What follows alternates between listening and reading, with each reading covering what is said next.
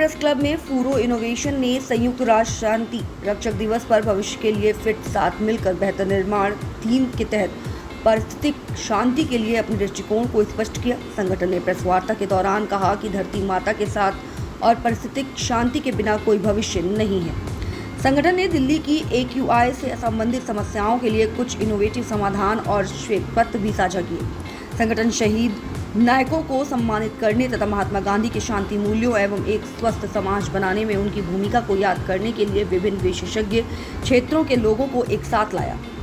संस्था की संस्थापक रचना शर्मा, जो हार्वर्ड एलुमनी एंटरप्रेन्योर की संस्थापक सदस्य भी रही हैं और हार्वर्ड बिजनेस स्कूल की पूर्व छात्रा हैं, के सक्षम नेतृत्व में प्रेस वार्ता ने इस बात पर ध्यान केंद्रित किया कि एक ऐसे संस्थान की सख्त जरूरत है जो अपने दृष्टिकोण में भविष्यवादी हो और स्पष्ट रूप से परिभाषित प्रक्रियाओं और लक्ष्यों के साथ जमीनी स्तर पर कार्यान्वयन को संभव बनाने पर केंद्रित हो। आज जो आपने प्रेस कॉन्फ्रेंस की है, लोगों को जागरूक करने की आप बात कर रही हैं। एक आपने ना एक मोटी फाइल्स दी है, उसमें आपने बताया कि भाई सरकार को हमने वो नोट वगैरह दिए हैं। क्या प्रोसेस है, क्या समझाने की आप कोशिश कर रही हैं अपने ऑर्गेनाइजेशन के माध्यम से, क्या कुछ? कितना अच्छा सवाल है आपका, क्योंकि इंटेंशन और लॉन्ग टर्म गोल ज़रूर पता होने चाहिए, दोनों, है ना। इंटेंशन जो होती है वो सबसे इम्पॉर्टेंट होती है और फिर हम गोल सेटिंग करते हैं और कहीं ना कहीं जर्नी में पहुंच जाते हैं। तो आप इसको देखिए, ये एक इंस्टीट्यूट है, हम वर्ल्ड पीस में काम करते हैं, विश्व शांति। विश्व शांति कैसे आती है, तो हमने क्या किया, अभी तक आपने मुझे पूछा, हमने इस पर स्टडी किया।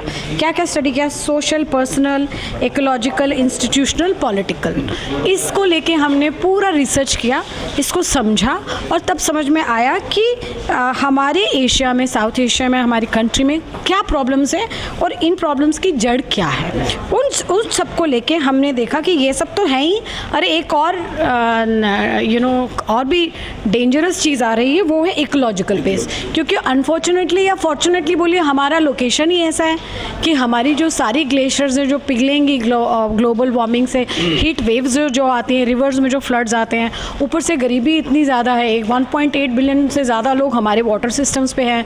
कई लोग जो हैं वो गरीब लोग ऐसे फ्लड प्रोन जगहों पे रहते हैं।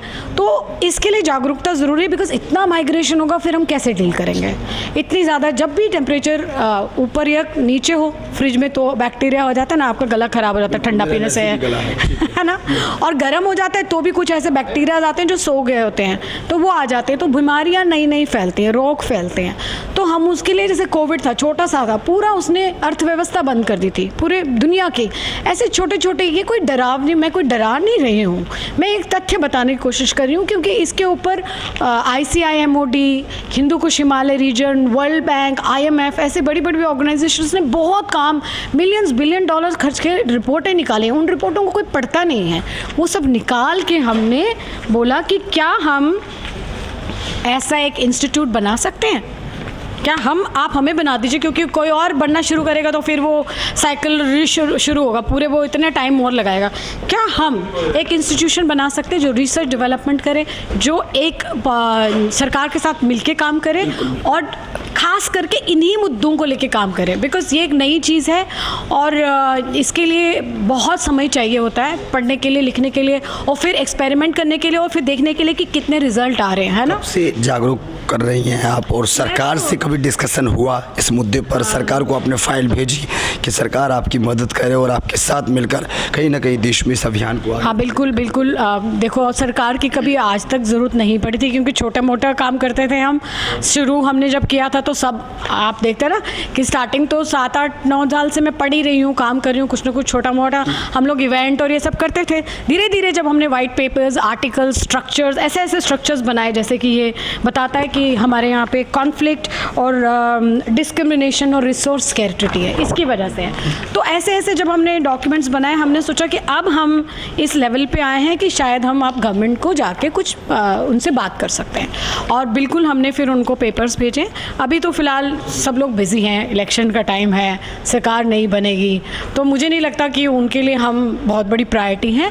बट ये एक अच्छा मौका है क्योंकि इलेक्शन सब ख़त्म हुआ है इस टाइम दिल्ली में, तो सब मीडिया भी अवेलेबल थी, तो हमने सोचा एक अच्छा दिन है, शांति की बात करते हैं, शांति के लिए काम करते हैं। अगर विश्व में क्लाइमेट से लेके सबसे पहले पीस विद मदर बनाए, पीस विद इकोलॉजी बनाए, तो हमारे लिए बहुत अच्छा होगा लॉन्ग टर्म में।